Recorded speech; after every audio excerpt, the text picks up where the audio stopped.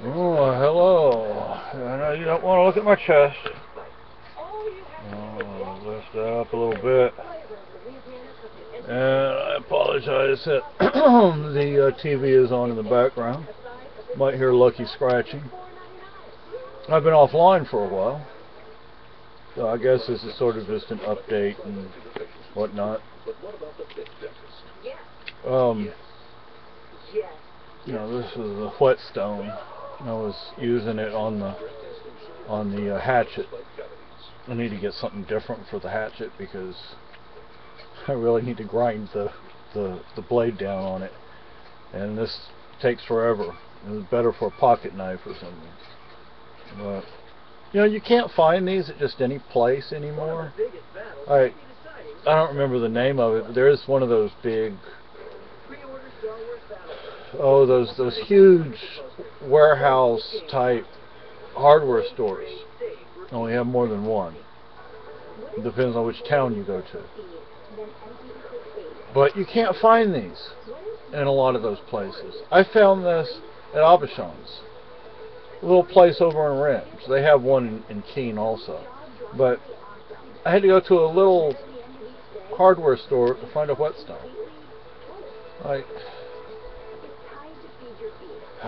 You know what I'm saying? But, I find people at the smaller stores tend to know what they're doing and what they're talking about versus people at the big box stores who don't know the difference between a screwdriver and a saw.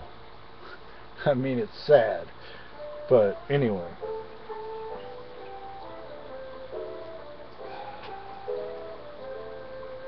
So, Cat, I'm sorry. I'm sorry I was such a horse's patoot. Anyway, there's John Boy over there, and there's Lucky right there. They're both looking at me like, "What are you doing, Daddy?" And so I have a new computer, but I can't use it. Not until I get a monitor that will be compatible with it. So anyway, I was one of my friends on Facebook. He teaches Monty Python? Can't be. Oh, Family Guy. Anyway, back when I was a teenager, we used to watch Monty Python. It was Monty Python and Saturday Night Live. We would watch one and then the other. I was in lockup at the time. But anyway. So, some people know, or might know, that I'm interested in the Eastern Longhunters. I want to have a living history persona of a Eastern Longhunter. Now, there's a place called, was it Fort at Number 4? It's here in New Hampshire. It's a little north of us, and it's a living history site. And our library has free passes. But I'm not in a position to really go up there right now. And one thing that I want to get myself is a flintlock rifle, 50 or 54 caliber. And then eventually, I'll probably get like from the things I've been looking at online and in books, for like a squirrel gun, maybe a 32 to 40 caliber.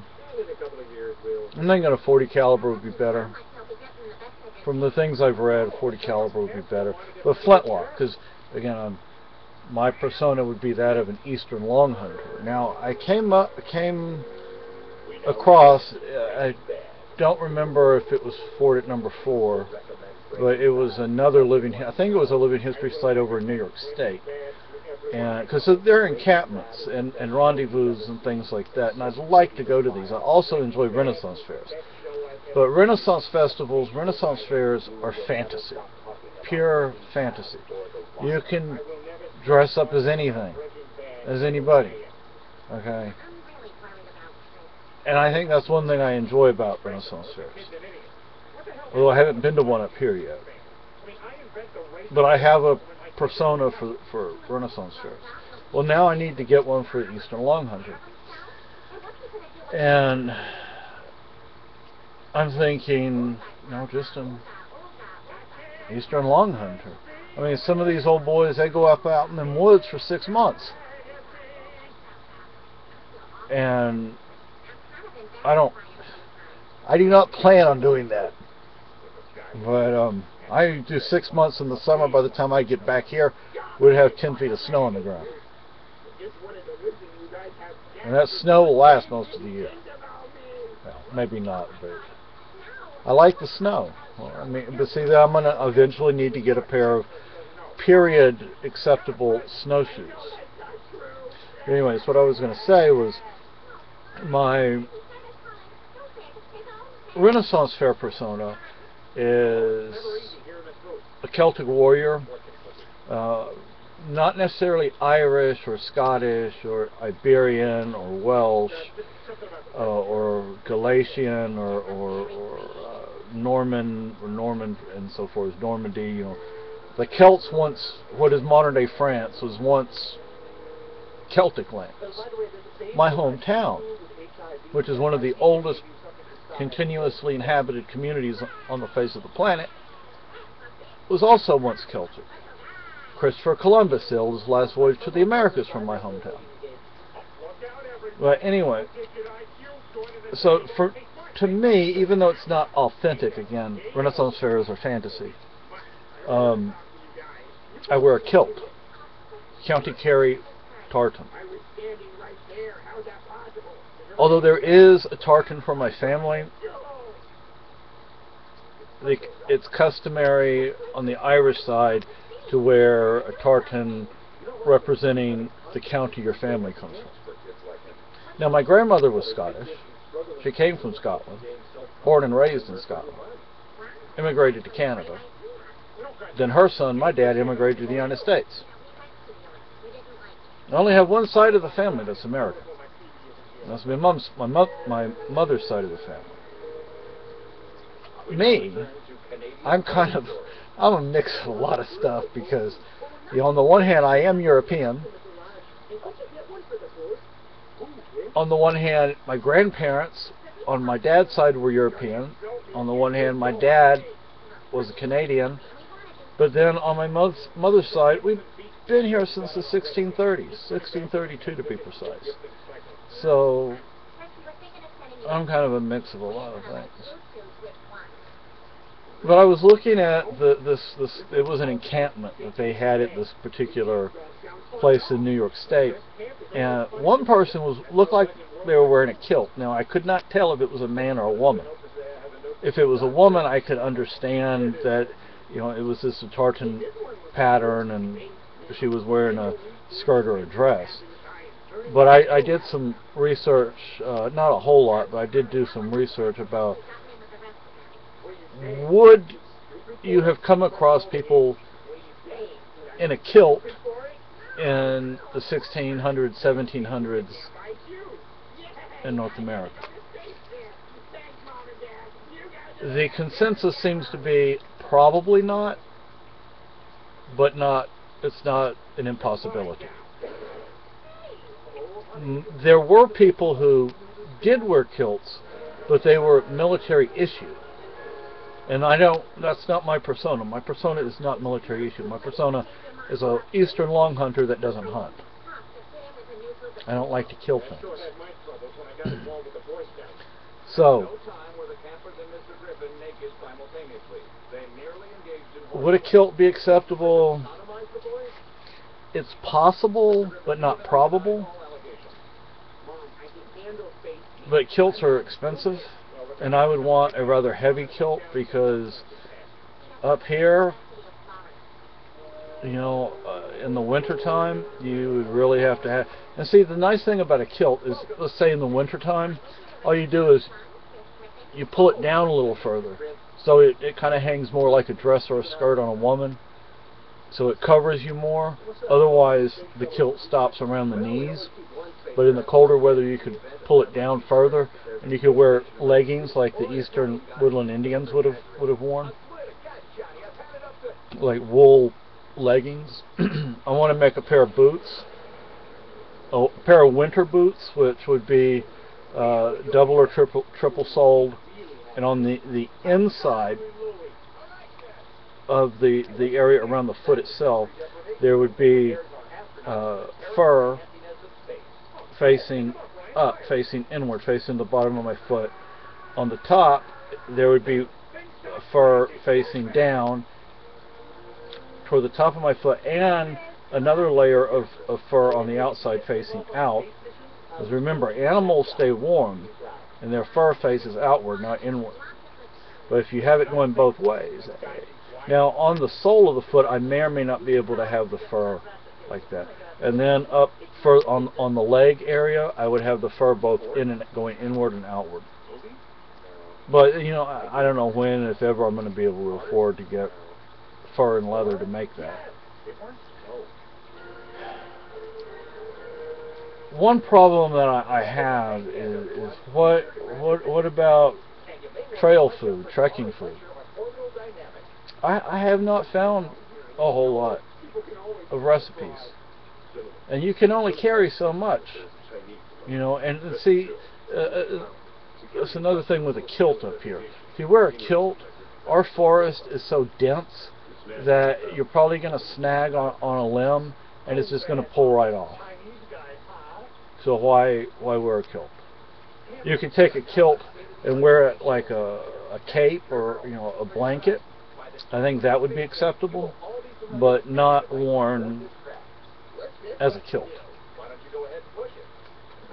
per se. I mean, maybe at camp you could do that. I don't know. I saw somebody, this lady built this shelter, really cool little primitive shelter. First there's a lean-to, and then it's covered on the top and both sides, and then she built a little corral around the outside, maybe 4 feet tall, just with wood, and then she packed it with mud, and then she put some earth over everything. And then in the lean-to, she put like a space blanket up, and there's a fire in the little corral. The corral isn't but maybe 5 or 6 feet in diameter, and maybe 4 to 6 feet in diameter. And the fire, the space blanket reflects the heat back down onto the person.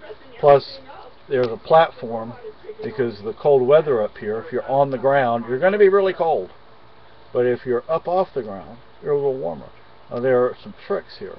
What you could do is you could dig that area out underneath, put some hot coals and rocks in there, and some green wood, which will tend to smolder, but still have some heat. Then you have heat radiating right up to you. Another thing is, you dig a hole from the fire toward where you're sleeping, and hopefully that some of the heat will exhaust onto you. So there are things that you can do. But you know, by the way, this new computer, it did come with a keyboard and a mouse. And I like this keyboard a little better than the other one. The mouse, it's newer, so it's smoother, but you know, you have to get used to a new mouse. Anyway, so I'm not gonna say what my cousins studied or teach or anything, but you know, they've done things and they've studied things, so they, if they'd be willing to, they could kind of, I would think, and maybe they couldn't, I don't know, but they could maybe help guide me in remaining historically accurate. Because I'd like to go to some of these encampments and rendezvous. The rendezvous, I guess, would be more Western, mountain man type thing. And the encampments would be more Eastern, I think. I don't know. I don't know that much about it yet. As for a hat, you know, to be honest with you, I would rather just wear a tam, you know, which I think would be acceptable, you know, because I'm dealing with a woodland person, a person in what is today New England, southeastern Canada, who's not living in, say, Williamsburg or Jamestown or Boston or Philadelphia or New York or anything like that. Just living out there in the middle of nowhere, and probably hanging out with the First Nations quite a bit. You know, I was reading, when I was doing some of that research, I was reading David Crockett. He, when he was an elected official, he opposed the forced removal of some of the First Nations. I did not know that until I read that. But a lot of tall tales told about him and Boone. Actually, my first elementary school in the United States was Boone Elementary, and they moved it. The school's still there, but it has a different name. Now Boone Elementary is in a different location, but the old building's still there. Like I said, it just has a different name there. Like, why do you do that? But now my crossbow, you know, the two rifles I have, three rifles and two bows I have, they are not acceptable for an Eastern Longhunter. Just totally not acceptable because they're far too modern. And so I want to get a flintlock kit. I want to get it in kit form. Not because it's cheaper, even though it's a little cheaper, not a whole lot cheaper, but because I want to build it. I want to have that pride in building it myself. But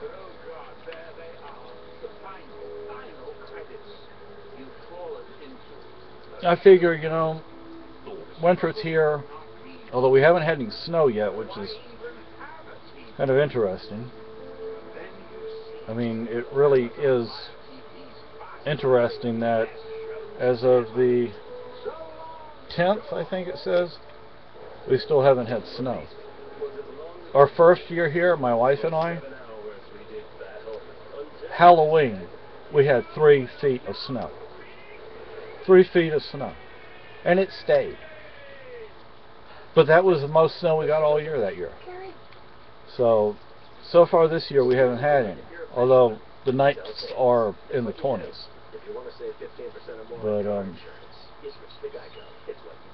yeah, so what I'm thinking of is over the winter, you know, buy a little this, a little that, and maybe a little something else here, and maybe something else over there. I can run over to one of the stores over here, the junk stores. One is not really that much of a junk store. It's sort of an antique store, a junk store, a resale shop, kind of a mix of things.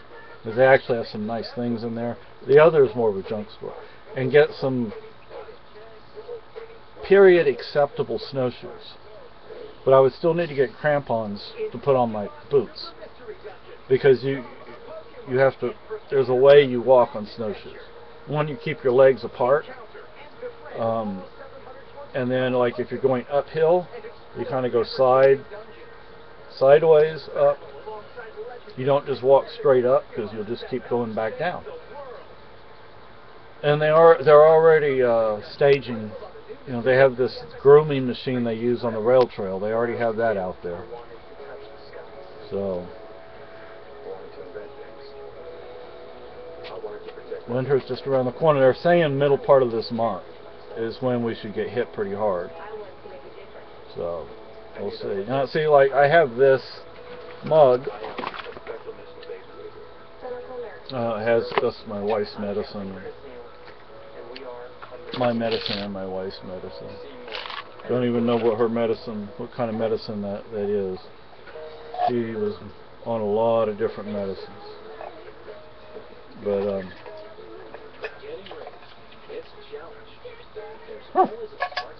I have an empty bullet. It's a 40. I don't know where that came from. But this I could use as a camp cup. I could even carry it on off a belt. And one thing I was thinking about is getting a tie belt, a wraparound belt. It doesn't really have a modern buckle.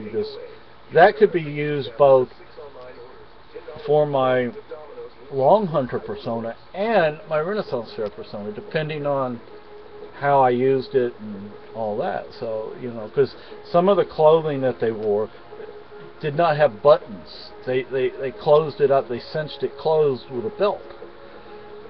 So, you know, it works perfectly well for that. My dirk for my kilt, I can also use that. It's a very sharp blade, by the way, very sharp. But I wouldn't carry a sword with me on my Eastern Longhunter persona, but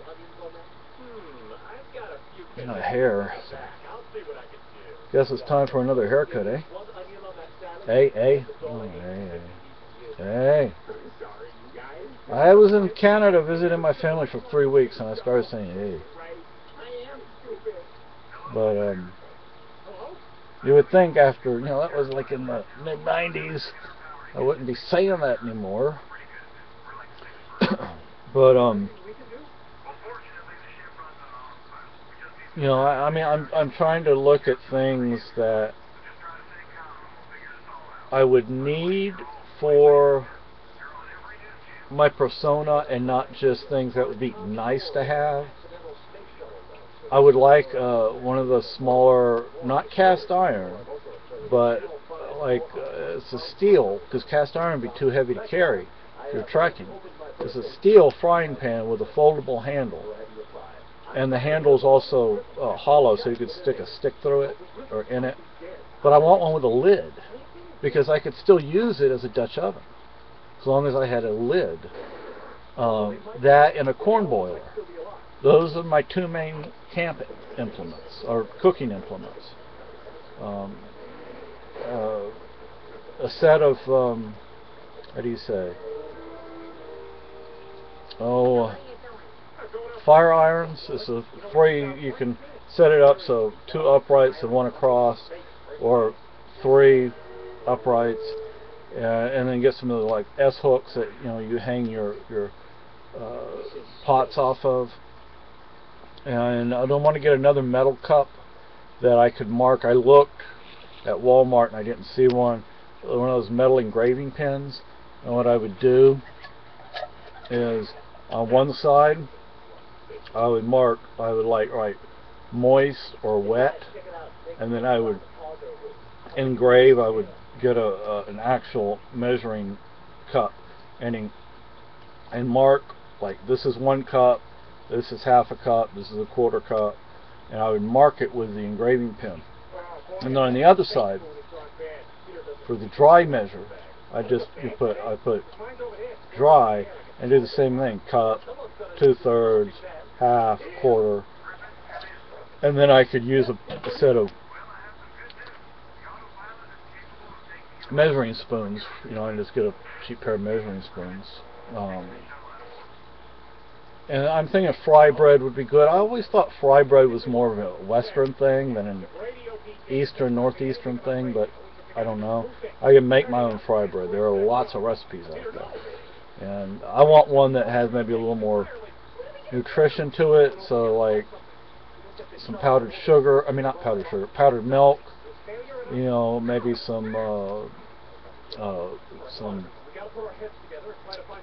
what is that?